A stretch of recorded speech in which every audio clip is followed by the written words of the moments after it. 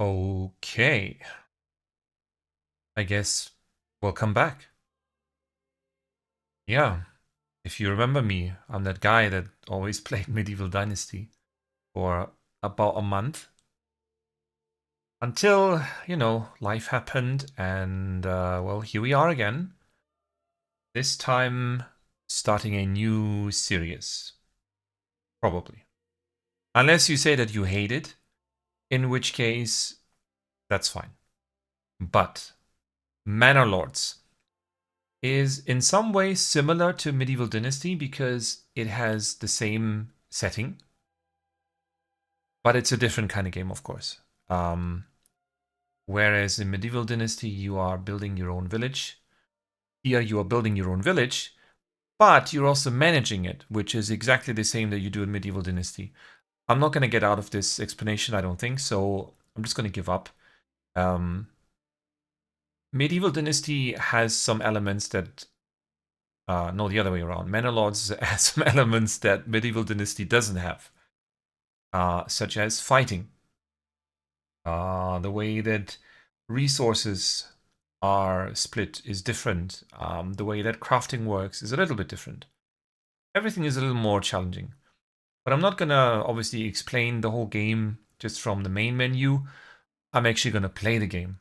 Now, I have to say, first of all, the game is in early access. This is the latest beta version here that we're playing, which is to be found currently on Steam. And I myself have not played the game since probably last year summer. And so I know just a little more than you maybe do. Unless, of course, here are, veteran Manor Lords players. Anyone's welcome anyway. But as usual, I'm going to try to find a good balance between explaining what I know, how the game kind of works, what you're seeing, and some maybe intricacies that I have learned over the time since playing this game. Since I think I bought it shortly after release, so 2024, uh, early like May probably. Yeah, it's been a while.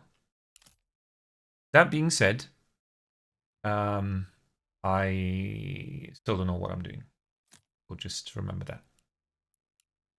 Um, so we are going to craft ourselves an identity of the ruler that we want to be. Linhard sounds like a very cool name, but I'm still gonna go with, for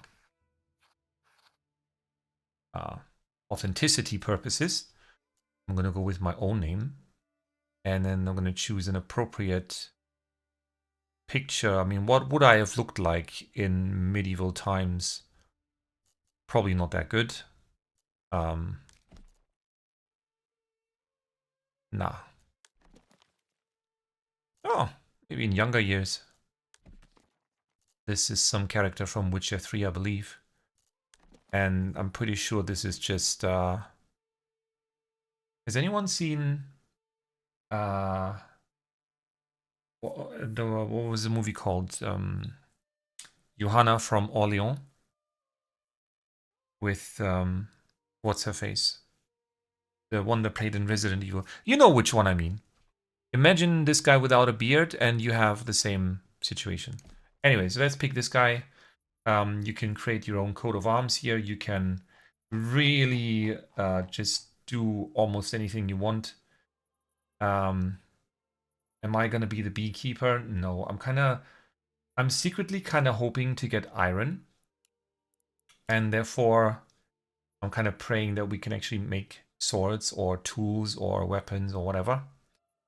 But let's see. Yeah, you can do all sorts of things here. You can save, load, change angles of the background, whatever. It's all happening and possible. Kind of cool. Wait, secondary color should be white. That's something. Also, not bad, but then this has to be white or grayish. It's not really that visible. Not a huge fan. It's fine. Anyways. Let's see. So what we have here, map selection. We have Germanic Valley. Fairly open area with rolling hills, meadows, forests, and a stream. High peaks, winding river, Devil's Hill, jagged cliffs, divided. Oh, Lake Lem. Oh, Twin Lakes.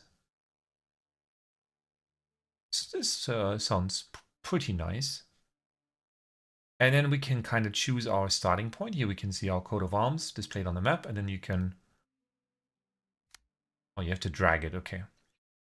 You can drag it into the center, indicating that you want to be actually near the river, which I guess would make sense. But there is no way of knowing what kind of resources can be found here. So now it's kind of a matter of luck. And you can change difficulties here. You can do all sorts of things. I'm going to leave this as it is. And then we're going to jump into the game.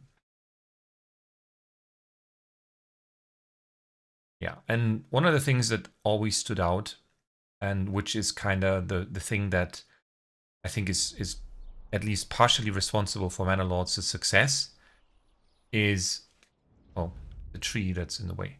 No, the visuals, right? You can really zoom in all the way to the ground level, and everything makes sense. Everything is properly animated, and it just looks really, really nice. So what's going on? Build up your town, your manor, and when ready, press claims towards regions owned by your opponents. Once a claim has been pressed, be ready for battle. Sure. We are ready. Right, so then there is a decent tutorial here. I'm not going to go through this step by step. You can do this in your own time if you want to. Basically, we are literally settling here. We have a bunch of resources that we brought with us. Food, firewood, and some ore supplies, I think, and some rocks. And we're going to have to use these to start out. And usually the first thing you want to do is take a look around. So obviously, since we're near the river, there are fish available. We have here some clay. We have a big or rich, it's called resource of salt, and also a rich resource of wild berries. Sadly, no iron. That is sad, but no, actually that's sad. I really wanted iron, to be honest. Do we start over? I mean, I'm going to have to start over until we get iron, and that could take a long time. Take a look at this here. What do we have here? We have here a lot of clay. Here we have some iron. This is stone. There's really nothing nearby. And clay. It's on the other side. Also just a normal amount of iron. A rich iron deposit. Look at that. So this isn't all that far. This is basically the neighboring claim here. So I think that would be our target to take over this land, assuming there is no ruler. There is some camp. These are some bandits, brigands. We will be able to deal with them when the time comes. So I think we're going to stay where we are. You don't have to start, right, building everything where you are, like this, the starting point. But I think in this case, it kind of makes sense. And you can, wait, where was this? There. Oh no, this is the first person mode, right? We can also walk around as the lord of the land, but this is not that interesting right now. What I really wanted to do was to look at the fertility. I don't remember where that was. Yeah, you can see there are a lot of details here that are very nicely made. This is all made to look like an old paper map with old medieval drawings in it. Really, really nice. This wasn't the case when I started playing the game. This was a basic UI. So the originally one guy developer really has put a lot of emphasis on every detail and has been making incredible progress. He has been getting some help by now, which I think was necessary. All right, so first things first, you can start out by setting up a berry camp. You can kind of plan out where you want to have your where are they? All right, this is what I want to look at probably. Here, exactly, the overlay. So this comes up as soon as you start building something. Then you have the overlay here on the right, and you can get yourself an overview. Where are water sources, of obviously running underground? How is it in terms of fertility? Emmer, flax, barley, and rye.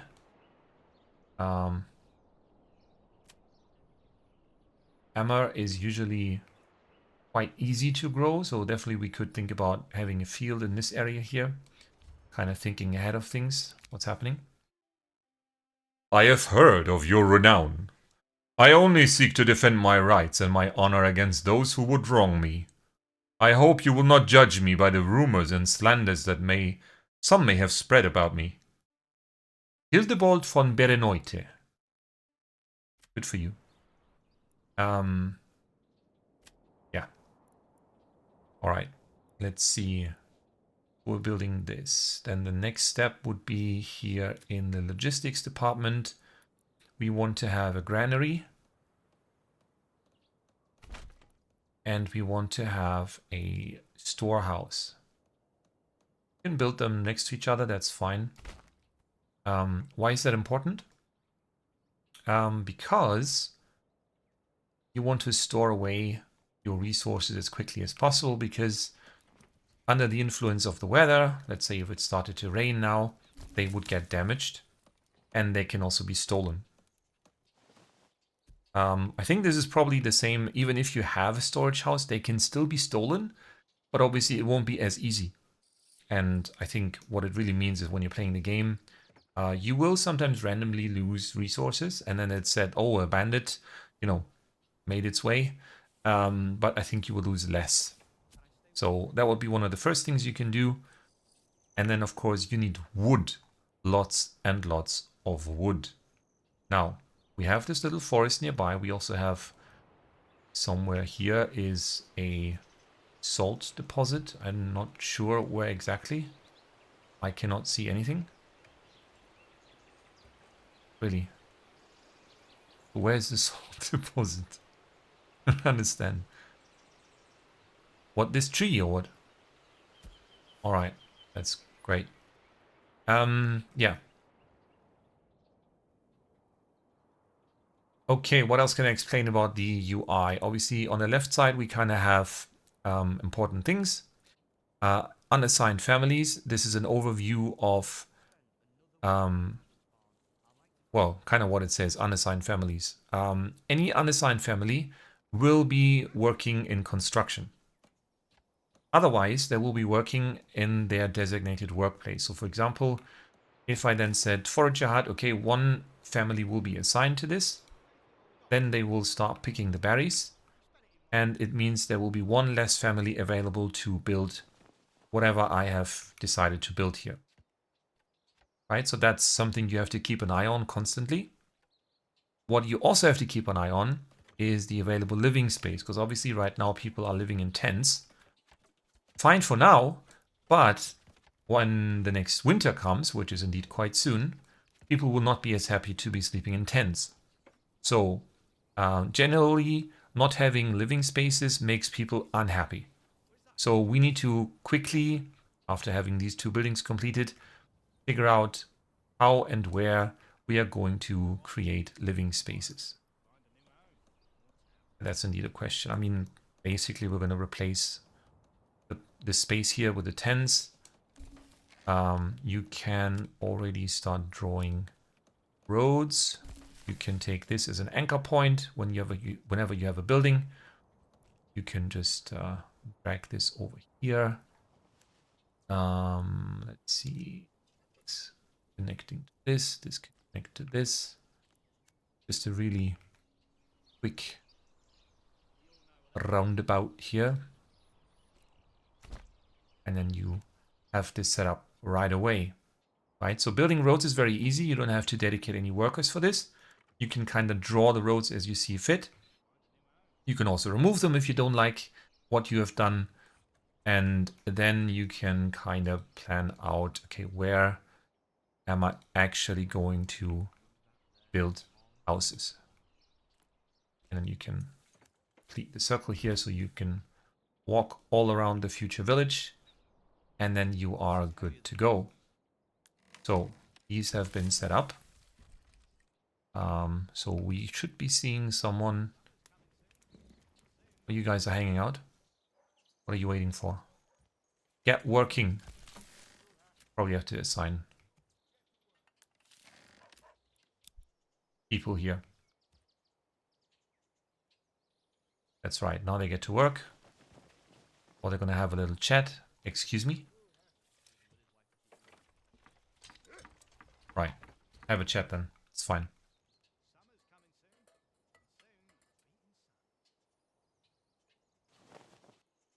Then, let's see. We're going to build 2 houses. Now, there are lots of tutorials out there. There are really optimized ways of setting up a living space, a house. I'm not going to do that here. I mean, I may be doing this eventually down the road in the series. For now, I kind of just want to, yeah, you can see this tutorial here. What you're going to do is you're going to choose a starting point. Can be pretty much anywhere. And then we are going to drag the outlines right here.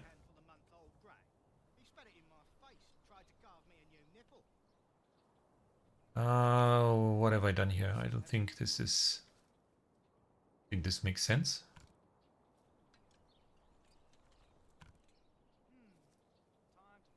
What is happening?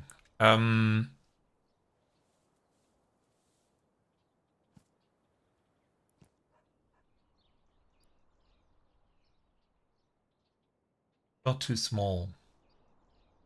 Okay, construction cost for 1 plot is 2 timber. We have 3 available. That's probably the issue. So what we should be doing first, and I've not played the game for a while. We need to make sure that we can actually get the resources that we need. So we have here a choice between a logging camp. We have a woodcutter's lodge. The logging camp obviously is going to produce timber for building. The woodcutter's lodge is going to produce firewood. Self-explanatory. And the saw pit is turning timber into planks. This is going to be important later, but for now the main thing is really to have a logging camp. We're going to set that up right here, the first one. We're going to have to make sure that this is going to stay a forest, and we're not going to get rid of all of this. We wouldn't want that. But we're basically going to invest the last of our resources into this. One thing to note, there is an emphasis on the game being somewhat realistic, right? Wherever it makes sense within the gameplay. So this guy here, Franz, our ox, he is the only one capable of pulling these logs, right? Not as in Medieval Dynasty where you can put these in your pocket. No, you have to have an ox to move any resource that is way too heavy for a single human or even several to carry them. So if you don't have an ox, you cannot move these. You cannot be building anything possible. Meaning, the more you want to build, the more ox you need in general. You also need ox, of course, for farming later on, for plowing your field. So they're just as important as your actual villagers. And everyone loves Franz here. Right, so now we can see he's pulling the first log. I believe this requires 2. Yeah. So he's going to have to pull another one. He's dropping it, and the first kind of foundation has been laid. And yes, someone has to guide him, because otherwise he's not sure what to do. Right? He's smart, but not that smart. And this person here, Gerhorst, right? She will make sure that he will be pulling the second log. Then other people from the same family will start working on the main building already with whatever resources are here, waiting for them to arrive so they can continue finishing this. There you go. And then you can actually watch it being built basically in real time. And maybe you can already see this is kind of what makes the game very interesting. You have this intricate building mechanism where you really have to plan things out and know what you're doing and manage your resources. And this will only continue to grow later on, of course, as you add different kinds of resources. You need food, you need firewood, you need to have crafting materials later on to advance. And actually, first of all, you're going to have a militia. So all the men in the village will have to be so. Oh, look at this! Look, the shivering. Oh, lighting. Yeah, this is lovely. I've actually turned on the day-night cycle, which I have not done before. I didn't know this was even in the game, to be honest. So now we can see here there will be people sitting around the fire as it gets dark, and they will try to have some rest. And the logging camp is finished.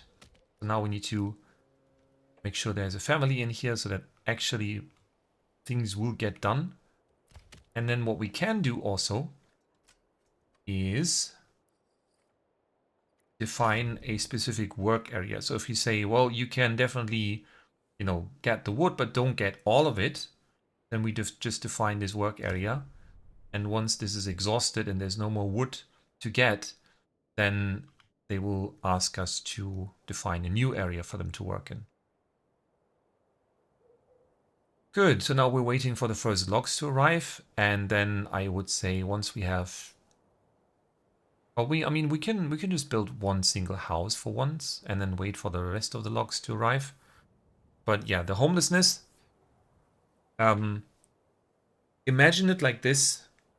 Now that our people have to live in tents, this is not a very popular settlement. Once there are enough houses, this will then attract people. So the more satisfied our current settlers are, the more people will be drawn to join us in the village. If that makes sense. Right, so you have to make sure that this approval rating here, which consists of housing, resources available, food available, firewood, etc.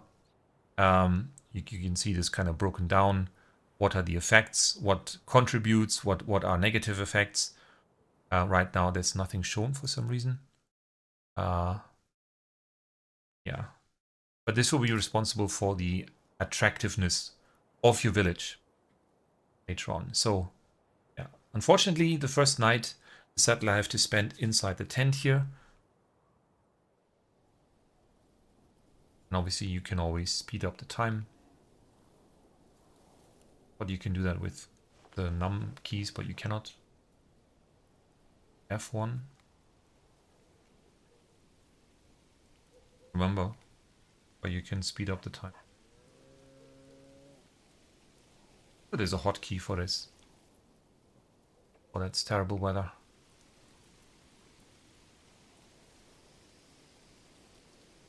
Right, so now we can see here we only have actually one unassigned family left that is actually able to build anything. And logically, by the way, any kind of wood that is produced here, and therefore any log, any timber, also has to be dragged by Nox every single time. Right. Oh, we're having the different view here. Ah, okay. Now that we have 2 timber, I think it is time for us to set up our first house. Here into the burgage plot. And then let's see how we're going to do this. We're going to start here. We're going to start here. We're going to drag this here. And then we have drawn 2 plot points, right, for 2 different plots. But I want to do a single plot for now. This is not very efficient. It's not the best way to do it, clearly. But this is how we're going to start out. Right, so we have an area where the house will be built. There's a little smaller side house for, I guess, tools, whatever. And then there's the backyard. And the backyard will be crucially important.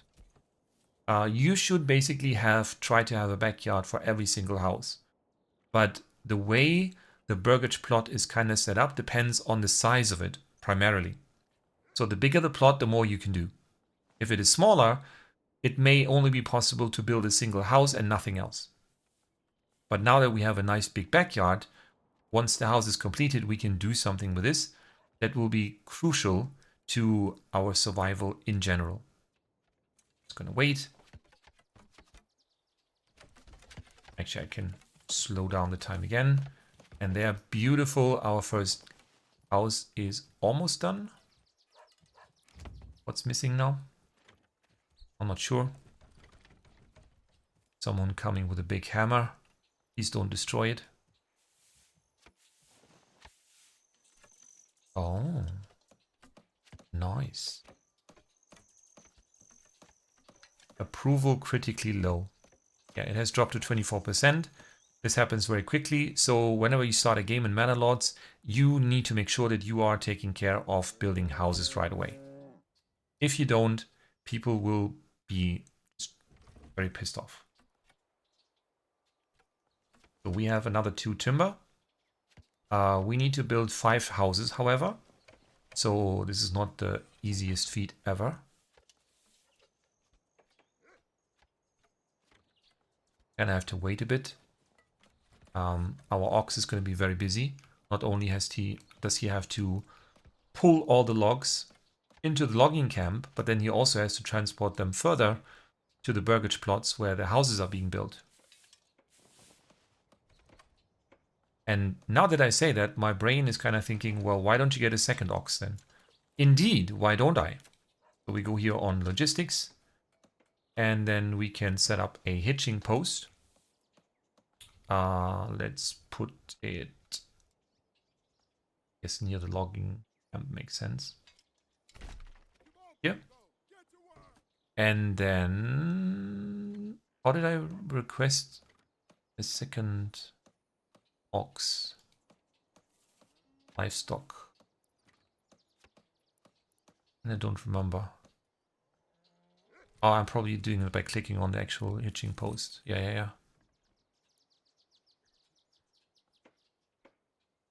Right.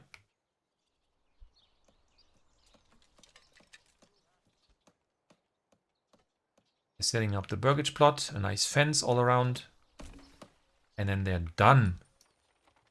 Very nice. So the first family can move in. They will move in right away. And then people will go and construct the hitching post. So we start out with 50 coins. Now, there are basically 2 different currencies in the game. One is the currency that we have in our own treasury, and the other one is defined as regional wealth, right? So whatever is sort of available to all of the villagers, and this is what you buy goods with. So in a moment we will be able to see once this hitching post is completed. Yes, Ulrich. A little faster, please.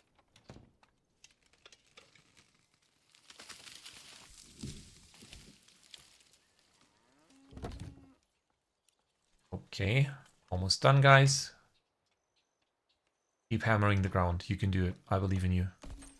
There you go. Good job, Ludwig. And then through this menu, we can then purchase another ox, which 100% makes sense in our situation. We basically have 1 ox that will be completely dedicated to the logging camp because we need logs like crazy in the beginning. We already have 3 timber right now, so we almost have enough for 2 more burgage plots. And the next one will be replacing this. Now, anyway, I wanted to showcase this. So we can do 2 things right now. We can increase the living space by 1, allowing an additional family to move in, which will cost another 2 timber. So you can do that later on. Right now, this wouldn't be very smart because we only have 2 timber kind of available. So we would rather invest this into another burgage plot altogether. But what does make sense is to set up here a vegetable garden. Oh, we need planks for that? Interesting. Yeah. So with this backyard, you can do different things. You can grow vegetables. You can have a chicken coop. You can have an orchard later on. You can have an animal pen. You can have an apiary, and so on and so forth, right? You can see the symbols here. They're kind of self-explanatory. And this is all for an advanced level of this building where you can have goods produced. But what I was trying to get at anyway is the most crucial thing for the majority of burgage plots is to be a vegetable garden. Either vegetable garden, chicken coop, or later on animal pen, so that it can help produce enough food. Because all we are living off of right now are the berries that we are collecting here. Which is fine for now, but food variety is something that contributes to the overall happiness of your villagers and therefore is crucially important. We are still sitting on 3 timbers. I'm not quite sure. Has our second ox arrived? I don't think it has. Where's he? Sights. He's coming in from somewhere. No one knows from where. This here, I believe, would be the King's Road. This is already an established route where traders would be traveling on.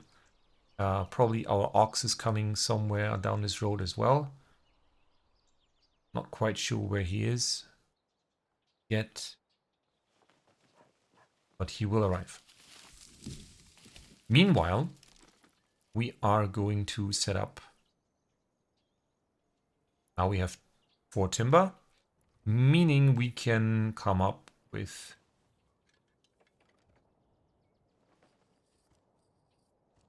this is funky looking. I don't mind. We will just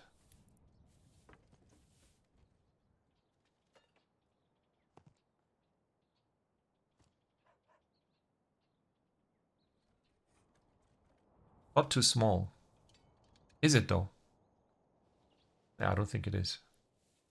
Not too small at all.